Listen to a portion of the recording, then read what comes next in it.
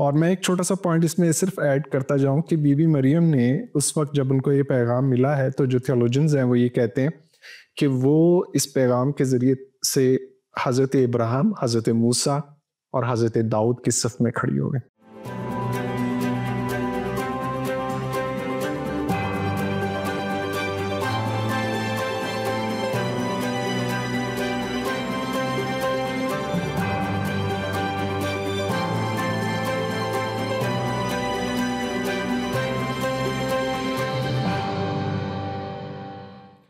कलाम मुक़द्दस की पहली किताब तौरात शरीफ से लेकर मुकाशफ़ा तक, अंजील मुक़द्दस की आखिरी किताब मुकाशफ़ा तक आपको बारहा ऐसे मकामात नज़र आते हैं जहाँ खुदाए बुज़ुर्ग बरतर जो है वो लोगों के नाम तब्दील करते नज़र आते हैं। और फिर बुज़ुर्गों की ज़िंदगी जिन्हें हम अम्बिया के नाम से जानते हैं, उनके यहाँ जब कभी औलाद होती है, और उसके अलावा भी कौम बनी इसराइल जो खुदा की चुनीदा कौम है, वो उनके यहाँ उनके बुज़ुर्गों में किसी की जब औलाद होती है तो उसको एक मखसूस नाम दिया जाता है। उसके अलावा हमें ये नज़र आता है कि जो अम्बिया इकराम हैं वो किसी मखसूस मकाम पर जब उनको खुदा का ज़हूर नसीब होता है और वो रोया देखते हैं तो उस मकाम को मखसूस करते हैं और उसका नाम रखते हैं। तो नाम की जो अहमियत है, उसकी जो अफादियत है, उसकी जो गहराई है, उसके हवाले से ये प्रोग्राम आज तरतीब दिया गया है और इसको महफूज किया गया कलाम मुक़द्दस में। इसलिए हमारा फ़र्ज़ बनता है कि जनाब मसीह को जो नाम दिया गया, ये क्रिसमस का जो आज का प्रोग्राम है इसी ताल्लुक से है। और हमारी तरफ से हम आपको मुबारकबाद कहते हैं और हमारी मोतबर और बहुत ही पढ़ी लिखी बहन जो है हमारे साथ मौजूद है, हम उनको खुशामदीद कहते हैं। Thank you so much. हम दोनों की तरफ से और हमारी टीम की तरफ से, हमारे इदारे की तरफ से आपको क्रिसमस मुबारक हो।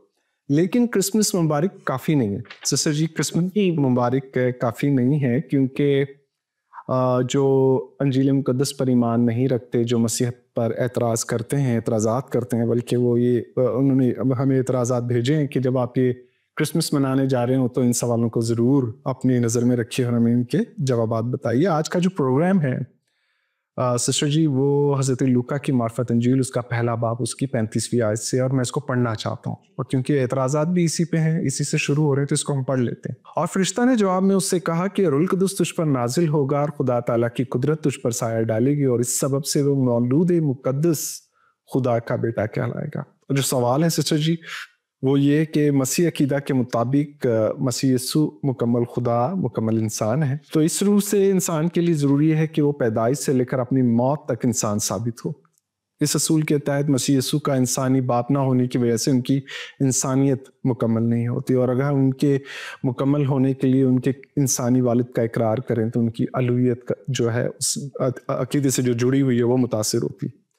आप बताइए कि ये मसला कैसे हल हो सकता है, और ये सवाल मैं इसलिए रख रहा हूँ क्योंकि आपका बैकग्राउंड साइंस से भी है। जी, मसीह यीशु के अजीम नाम में आप सबकी सलामती हो। और मेरे लिए निहायत बाइस से मुसरत ये बात है कि आज हम मसीह की खुशखबरी के ताल्लुक से सीखेंगे।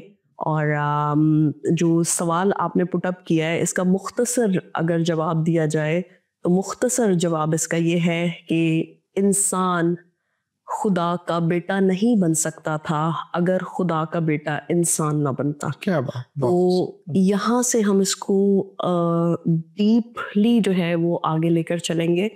बेसिकली यीशु मसीह का पैदा होना ये कोई हादसा नहीं है, ये कोई इत्तेफाक नहीं है, ये नबूवतों की तकमील है, ये पेशनगोइयों की तकमील है, ये वादों की तकमील है, ये नविश्तों की तकमील है। इसी सबब से जो है हमारे लिए क्रिसमस की सेलिब्रेशन जो है वो ग्रेट है और क्रिसमस का पैगाम जो है वो वसी है। मरियम से पैदा होना क्रिश्चियनिटी में एक अहम तरीन जो है आप कह लें एस्पेक्ट है, क्योंकि बाइबल की तालीम ये है इल्मुल गुनाह के ताल्लुक से कि सब ने गुनाह किया और खुदा के जलाल से महरूम है। मौरूसी गुनाह हम देखते हैं कि वो नस्ल दर नस्ल जो है वो चलता आ रहा था, वो नबियों में भी था, वो रसूलों में भी था, वो पैगंबरों में भी था। कोई फर्द बशर जो है वो उस गुनाह से जो है आप कह लें कि उससे वो बर्रा नहीं था और सरिश्त जो है वो काम करती थी। अगर हम पहले आदम पर गौर करें तो पहले आदम पर गुनाह का जोर चला, शरीयत का जोर चला, मौत का जोर चला। लेकिन पिछला आदम जो खुदावंद यीशु मसीह है, उसने कहा, उसने गुनाह के जोर को कुचला। उसने कहा तुम में से कौन है जो मुझ पर गुनाह साबित कर सके। और फिर वो कहते हैं कि दुनिया का सरदार आता है और उसमें मेरा कुछ नहीं।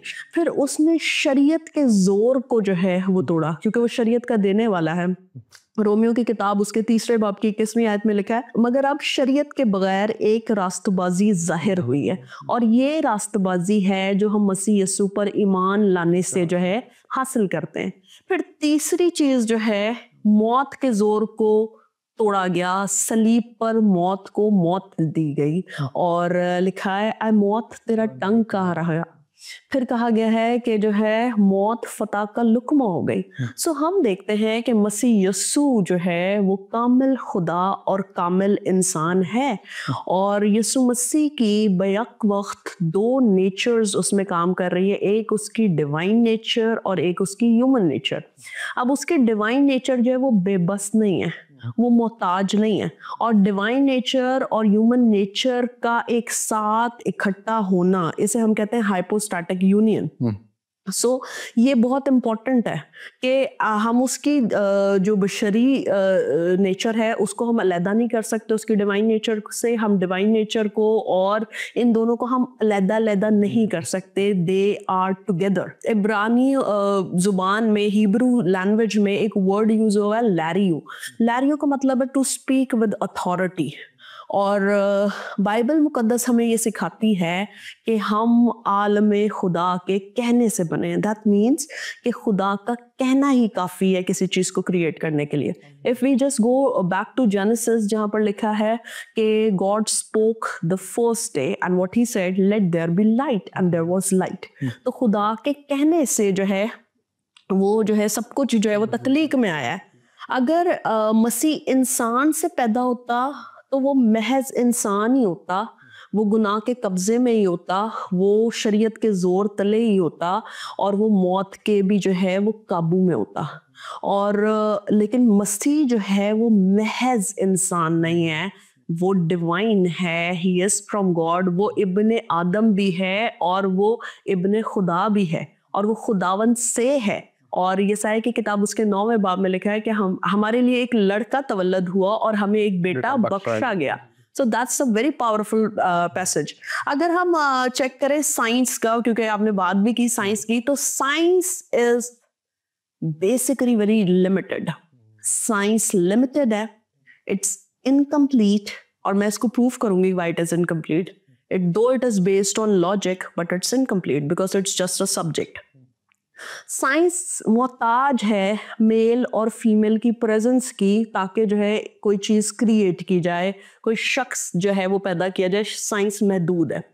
फिर साइंस जो है वो लॉजिकल स्टडी देती है, सिस्टमैटिक स्टडी देती है, बट साइंस जो है वो आप कह लें it has nothing to do with the miracles, it has nothing to do with the जब हम कहें किसी चीज़ को प्रूफ करने के ताल्लुक से, तो हर चीज़ को वो प्रूफ नहीं कर सकती। It can not talk about grace, it can not talk about salvation. Salvation का कॉन्सेप्ट साइंस के पास नहीं है, ग्रेस का कॉन्सेप्ट साइंस के पास नहीं है। साइंस बड़ी महदूद है, और it doesn't understand miracles at all, कुछ भी नहीं। अगर डॉक्टर भी किसी बच्चे को, किसी भी बंदे को शिफा देता है और वहां पर कोई मुआवजा हो जाता, तो science can not prove it, you know. वो एड्रेस जरूर करती है, यस समथिंग हैपेंड, आपकी डिजीज खत्म हो गई है, but it can not prove it. जब मैंने ये बात कही है कि साइंस इनकम्प्लीट है, तो इसके पीछे रीजन ये है कि साइंस पर रिसर्च ऑन गोइंग है, ठीक है।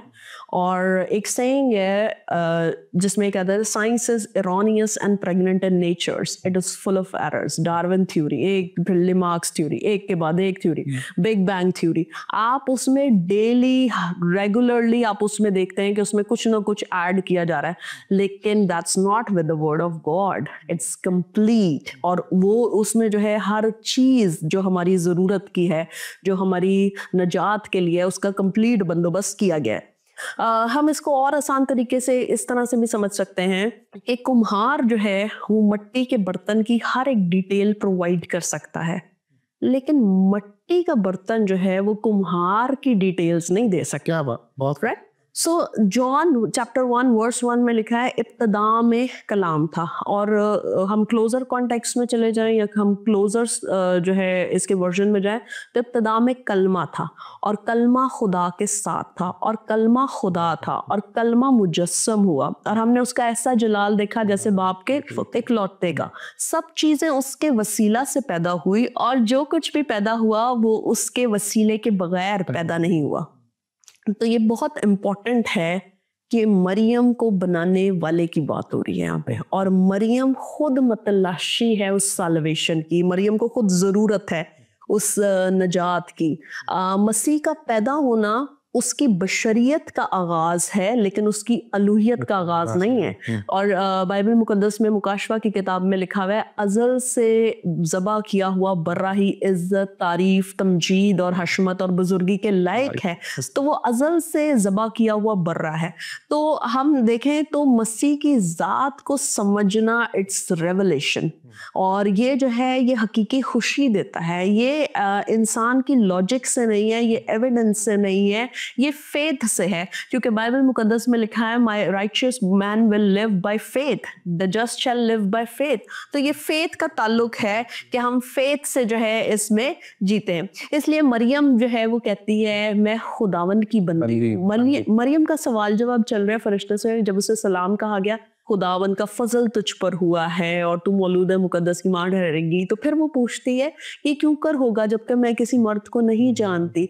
और थर्ड टाइम जब उससे समझाया जाता है तो वो कहती है देख मैं खुदावन की बंदी हूँ, मेरे लिए तेरे कॉल के मुआफिक हो। तो मरियम जो है वो हमद से भर गई है, मरियम समझ से भर गई है, अंडरस्टैंडिंग से भर गई से नहीं भरी है। और मरियम जो है उसका कोई लॉजिकल एस्पेक्ट नहीं वो खोज रही। और आगे हम देखेंगे कुछ लोग लॉजिकल एस्पेक्ट पे भी बात करते हैं। और फिर अगर हम लूका की इंजील उसके पहले बाब की 35वीं आयत पर गौर करें तो लिखा है जब रूहुल कुद्दुस तुझ पर नाज़िल होगा तब जो है खुदा की कुदरत तुझ पर साया डालेगी और वो मौलूद मुकद्दस खुदा ताला का बेटा कहलाएगा। सो मसीह का दुनिया में आना उसकी कामिल बशरियत, उसकी कामिल अलूहियत की अक्कासी करता है।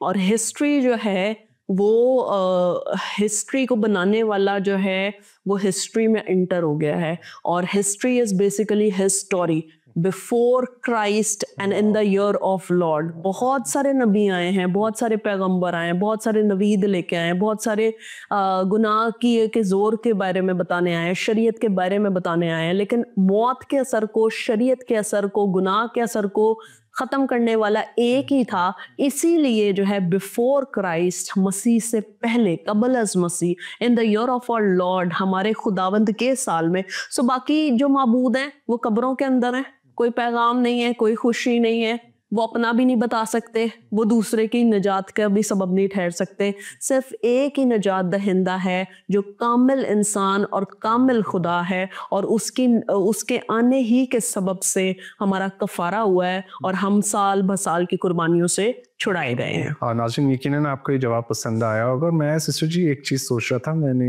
मतलब साइंस मेरा सब्जेक्ट तो नहीं है ऐसे, लेकिन जब आप अपोलोजेटिक्स पढ़ रहे होते हैं, थियोलॉजी पढ़ रहे होते हैं, तो कुछ चीज़ें वो आपको साइंस की भी पढ़नी पड़ती हैं। तो एक ऐसी निगाह से एक चीज़ गुजरी और उन्होंने बोला कि देखें साइंस के लिए कुछ चीज़ें परेशान हैं कि लाइट के लिए यही कहा जाता है कि पहले कहते थे पार्टिकल है, अब कहते हैं वेव है, बल्कि आप कहते हैं वेव और पार्टिकल दोनों है।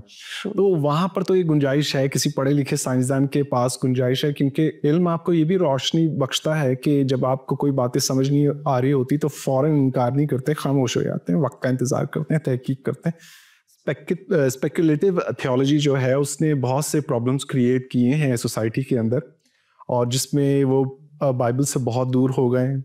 बाइबल उनकी बुनियाद नहीं है ऐसे लोगों की, और वो ओवर एम्फेसिस करते हैं ह्यूमन रीज़न के ऊपर। और फिर ये कि वो हेरेटिक होते हैं, उनका हेरेसी से ताल्लुक़ होता है बेसिकली, क्योंकि बाइबल से दूर हो जाते हैं तो अपने ख़यालात की पैरवी कर रहे होते हैं। और फिर वो क्राइस्ट की ज़ात से दूर हो जाते हैं, वो रेवोल्यूशन से दूर हो जाते हैं। और जब हम ये बात कर रहे हैं, आज आपके सामने रखी हज़रत लूका की मार्फत इंजील, उसका पहला बाब, उसकी 35वीं आयत, तो वहाँ पर फरिश्ता कलाम कर रहा है और फरिश्ते ने अपना तारुफ कराया, और वो जो हज़रत यूहन्ना है उनके वालिद से कहता है कि मैं वो हूँ जो खुदा के हजूर खड़ा रहता हूँ। ये वो ज़ात है जो खुदा के हजूर खड़ी रहती है। अब आप हमें छोड़ दीजिए, इस प्रोग्राम को छोड़ दीजिए, इंजील को सामने रखें और देखें कि कौन किससे क्या बात कर रहा है, और वो फरिश्ता है और वो खुदा के हजूर खड़ा रहता है, ख़ास फरिश्ता है, वो ये पैगाम दे रहा है। और मसीह लोग मैं जब इस बात पे गौर कर रहा था सिस्टर जी, फिर अगले सवाल की तरफ चलेंगे, वो ये कि हम बच्चे के पैदा होने के बाद नाम रखते हैं और उसको कोई नाम देते हैं कि काश ये ऐसा ही हो, हमें पता नहीं होता ये ऐसा होगा या नहीं होगा। लेकिन मसीह के बारे में जो बात है वो इतनी बड़ी बात, अगर वो शुरू से ऐसे नहीं है तो फरिश्ता ये बात हरगिज़ नहीं कह सकता।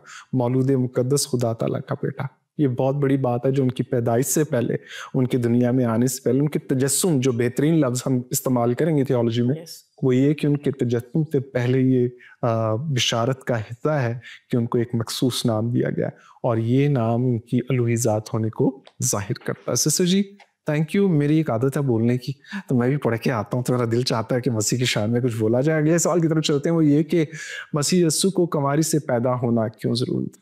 बेसिकली कंवारी से पैदाइश खुदा की कुदरत, खुदा की मोहब्बत और खुदा की हिकमत का सबूत है।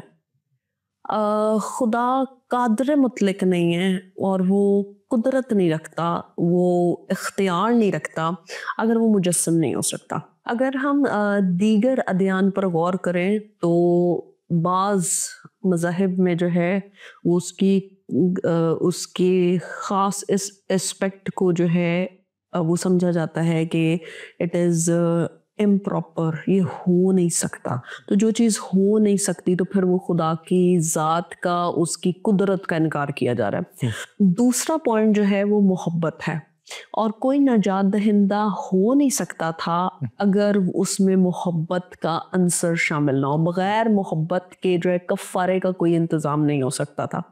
तीसरा पॉइंट जो है वो है खुदा की हिकमत, और बाज़ अदियान में उसे उतार का दर्जा दिया गया है कि वो जो जानवरों में भी उतर रहा है और मुख्तलिफ तरीक़ों से इंटरेक्ट करना है, लेकिन ये खुदा की हिकमत नहीं है। खुदा की हिकमत ये है एज पर द नीड, और नीड इंसान की है तो वो इंसान ही बनकर जो है वो दुनिया में आया है ताकि इंसान को निजात दे सके।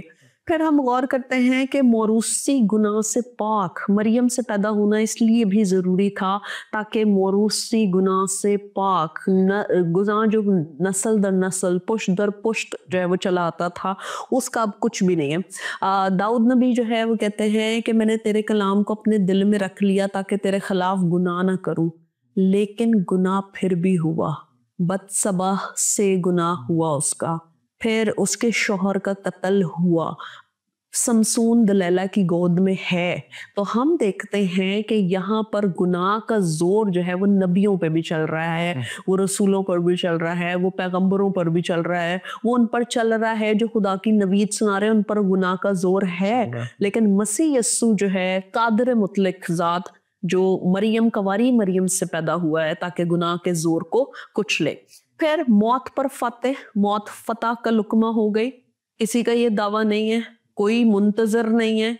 दीगर अध्यान में भी यही बात है कि मसीह यस्सु आएगा, कोई और पैगंबर नहीं आएगा, कोई और दावेदारी नहीं है इस बात का। और लोग एड्रेस करते हैं, मानते हैं कि एक ही ज़ात है जो आसमान से आएगी, जिसकी दूसरी आमद होगी, और होने की वजह यह है कि उसकी पहली आमद क्रिसमस हुई है। और दूसरी बात है गुनाह की आजमाइश पर भी गालिब, सिर्फ गुनाह पर गालिब नहीं, गुनाह की आजमाइश पर भी गालिब। और लिखा है बाइबल मुकद्दस में कि वो हमारी तरह ही सब बातों में आजमाया गया तो भी बेगुनाह निकला। सो उसने साबित किया कि आजमाइश का जोर, गुनाह का जोर जो है वो उसके पांव तले रोंदा गया है। फिर कंवारी मरियम से पैदाइश उसे दरमियानी भी बनाती है, वो इंसान और खुदा के दरमियानी है, और वो इंटरसीड करता है। वो हमारा अब तक सरदार काहिन है, और एक ही बार कुर्बान होकर उसने मेरा और आपका जो है वो कफारा करवाया है। और हमें अब जो है कुर्बानियों की और सारी चीज़ों की ज़रूरत नहीं है, क्योंकि मेरे लिए और आपके लिए मसीह यस्सु का पैदा होना है, और वो पैदा ही इसलिए हुआ था ताकि वो मसलूब हो। कोई एक जाति है जो पैदा इसलिए हुई है ताकि वो मरे और मरकर जी उठे ताकि हमें आसमानी बना दे। सो वो इंसानों की नुमाइंदगी के लिए है, वो दरमियानी होने के लिए है, अब तक सरदार काहिन होने के लिए है। और जिस तरह आदम में हम सब मरते हैं, उसी तरह मसीह यस्सु में हम सब जी उठते हैं। तो ये सारे एस्पेक्ट्स हैं जो कवारी मरियम से पैदाइश होने का सबब है। समय में बहुत खूबसूरत बात। और दो रेफरेंस हैं। पहला सिस्टर जी ने कोट किया था, ये हज़रत यूहन्ना की मार्फत इंजील उसका पहला बाब उसकी 1 से 14 आयत, फिर पहला तीमुथियुस 2 बाब उसकी 5वीं आयत, फिर दूसरा करंथियों 5 बाब 21 आयत। और ये बताने का मकसद ये है कि जितनी बातें सिस्टर ने की हैं ये तमाम कलाम मुक़द्दस के मुताबिक हैं। और जो क्रिश्चियन डॉक्ट्रिन्स होती हैं, जो भी हमारी तालीमात होती हैं, जो अकीदे हैं, उनकी बुनियाद कलाम मुक़द्दस है। और जो भी बातें हैं जैसे कही गई हैं कुंवारी से जो पैदाइश है वो कलाम मुक़द्दस के मुताबिक है, वो पेशन गोइयों के मुताबिक है। पेशन गोइयों की तकमील बड़े ज़रूरी थी।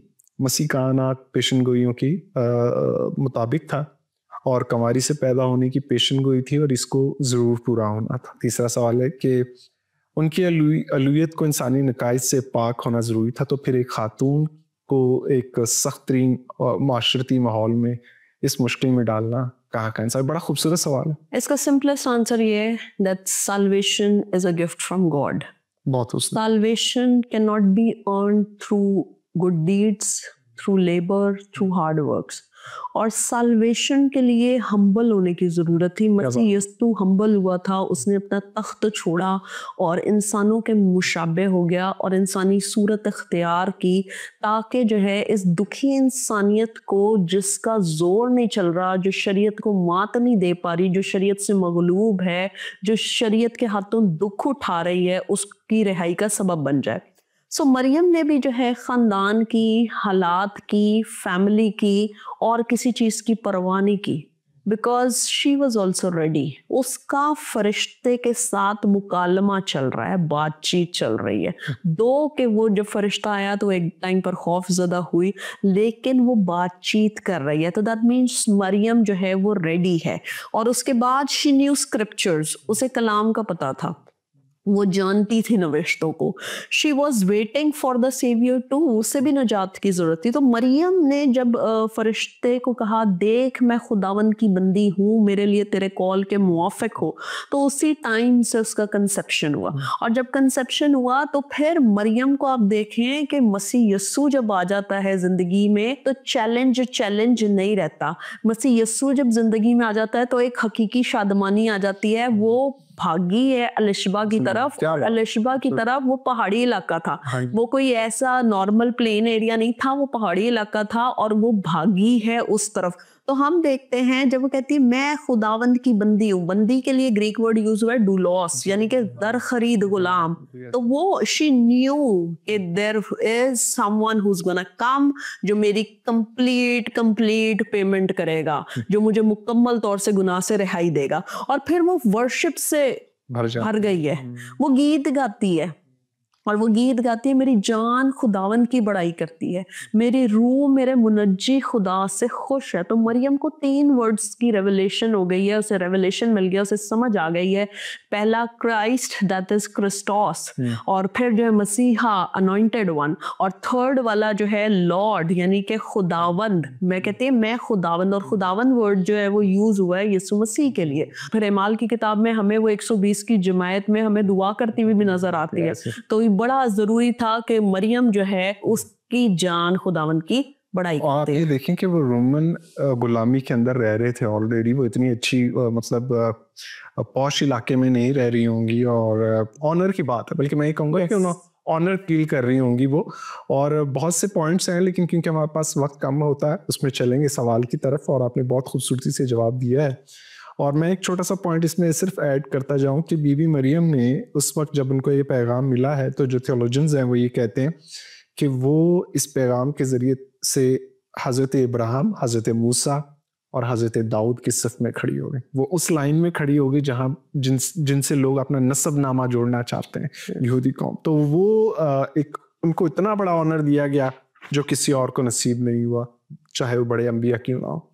अगले सवाल की तरफ चलते हैं सिस्टर जी, और ये आखिरी सवाल है वो ये है कि बीबी मरियम ने फरिश्ता की मौजूदगी में खौफजदा होकर इस कलाम को कबूल कर लिया कि कंवारी होते माँ बन जाएं, जैसा कि अहदनामा कदीम में लोग फरिश्तों को देखकर खौफजदा हो जाया करते थे। हाँ, ये बात सच है कि फरिश्ते जब आते थे तो बहुत सारे लोग, क्योंकि जब भी उनका इनकाउंटर हुआ है तो वो खौफ खाते थे, वो डर जाते थे, वो दहशत में आ जाते थे। वो जो यूहन्ना इस्तबागी है वो औरतों में सबसे बड़ा है, लेकिन मसीह यस्सु जो है वो मौलूद मुकद्दस है, खुदा ताला का बेटा है। ज़करिया को ये पैगाम दिया गया तो ज़करिया ने कहा कि मैं जो है मैं बुज़ुर्ग हूँ, मेरी बीवी बुज़ुर्ग है। तो वहाँ पर हम इसको समझ सकते हैं। वो कह रहा है एक्स क्रोमोसोम्स भी मौजूद हैं, वाई क्रोमोसोम्स भी मौजूद हैं, लेकिन हम ज़हीफ़ हैं। तो फरिश्ता ने उसे कहा तू चुप का रहेगा, जब तक तेरे बेटे नहीं होगा तू चुप का रहेगा। मरियम को ये पता है कि खुदावन का कलाम है, खुदा जो है मोहताज नहीं है किसी चीज़ का, और उसने जो है कहा देख मैं खुदावन की बंदी हूँ, मेरे लिए तेरे कॉल के मुवाफिक हो। तो हमें यहाँ पर नजर आता है कि फरिश्तों का जब भी इंटरेक्शन हुआ है लोगों के साथ, तो लोगों ने डिफरेंट रिस्पॉन्सेस शो किए हैं, और उन रिस्पॉन्सेस के बाद फरिश्ते का भी आगे से कोई ना कोई रिस्पॉन्स आया। लेकिन मरियम की बाबत जो है, मरियम का ये रिस्पॉन्स नहीं है, उसने खौफ खाकर ये बात नहीं की कि मैं कबूल करती हूँ, बल्कि उसने हकीकतन समझ के साथ with proper understanding, with proper comprehension उसने कहा कि आई सबमिट माई सेल्फ। और क्योंकि उसने अपना आप सबमिट किया, सो खुदावन यीशु मसीह मेरे और आपके लिए आए ताकि हम हकीकी क्रिसमस सेलिब्रेट कर सकें, ताकि हम हकीकी जश्न मना सकें। हकीकतन हमारे गुनाह का जोर टूटा है, हमारी सरिश्त, हमारे रवैये, हमारी सोच, हमारा मयार, हर चीज़ मसीह यीशु ने बदल दिया है, और हम जो जिस्मानी थे अभी हम आसमानी मकामों में बिठाए गए हैं। और क्यों बिठाए गए हैं? सिर्फ मसीह में होने के सबब से। आपकी इस बात से कि वो खौफजदा नहीं थी जिस तरह आज हम समझते हैं। रेमंड ई ब्राउन स्कॉलर एक हैं, उन्होंने डिटेल्स दी हैं और उन्होंने कहा कि ये बीबी मरियम के थॉटफुल एक्सप्रेशंस हैं एक्चुअली, और जो शो करते हैं कि वो उनका इस जो जब उनको ये पैगाम मिला है तो वो उनका रिफ्लेक्शन शो करता है। ये मतलब जल्दबाज नहीं है, वो हमें नज़र भी आता है कि वो बातों को दिल में रखती हैं और उस पर सोचो विचार करती रहती हैं। तो वो फिर हम स्लाइड में लगा देंगे। सिस्टर जी, आपके पास ये लास्ट 2-3 मिनट हैं, और मैं चाहता हूँ कि आप नौजवान जो बच्चियाँ हैं स्पेशली हमारे माशरे की, उनको पैगाम दें, क्योंकि बीबी मरियम की भी उम्र इतनी ज़्यादा नहीं थी। लोग रवायत के मुताबिक वो कहते हैं कि जो इनको ये पैगाम मिला, लेकिन वो आज की जो बेटियां हैं लेकिन वो काफ़ी मुख्तलिफ नज़र आती हैं। उनके अंदर कलाम भरा हुआ है, वो कलाम पढ़ती हैं, फरिश्ते को देखकर खौफजदा नहीं होती। गो कि फरिश्ता भी परों के साथ नहीं आता है, एक आदमी की तरह आता है, और वो लेकिन वो गुफ्तगू करती हैं, लेकिन बातों को समझती हैं। और समझने के लिए ज़रूरी है कि वो जो कलाम मुक़द्दस है उससे वाकिफ़ हों। आप उनके लिए क्या पैगाम देना चाहेंगे? मैं मरियम का ही जो है रेफरेंस कोट करूंगी, देख मैं खुदावन की बंदी हूँ, मेरे लिए तेरे कॉल के मुवाफिक हो। अब जो है जो कलाम है तहरीरी सूरत में मेरे और आपके पास है, तो जितना हम कलाम का मुतालिया करते हैं, जितना हम स्टडी करते हैं, तो फिर हमें पता चलता है कि God spoke the first day, God spoke the second day, third day and so on. That means God is speaking. और खुदा चूँकि बोलता है, इसलिए सुनने वालों का मौजूद होना ज़रूरी है। और जब हम सुनते हैं तो सुनने से ईमान पैदा होता है, और ईमान से जो है हम मसीह यीशु में ग्रो करते हैं। कि आज क्रिसमस के मौके पे सब कुछ करें, लेकिन बाइबल मुकद्दस पहले उसको ज़रूर पढ़ें, देखें कि फरिश्ते ने क्या पैगाम दिया और बीबी मरियम ने उसको किस तरह से कबूल किया, और वो आगे से किस तरह हम्द का गीत गाती हैं। और एक छोटी सी सेलिब्रेशन है, सिस्टर के साथ क्रिसमस का केक काटेंगे और फिर इजाज़त चाहेंगे। शुक्रिया।